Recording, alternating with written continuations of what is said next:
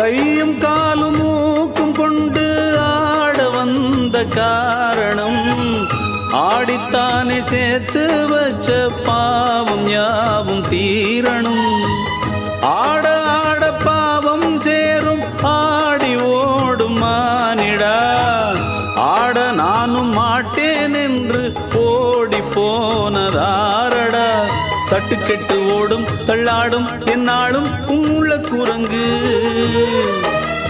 கட்டுப்படக்கூடும் எப்போதும் நீ போடு மெய்ஞான விலங்கு. மனம் ஆடாமல் வாடாமல் மெய்ஞானம் உண்டாக அஞ்ஞானம் அற்று விழும்.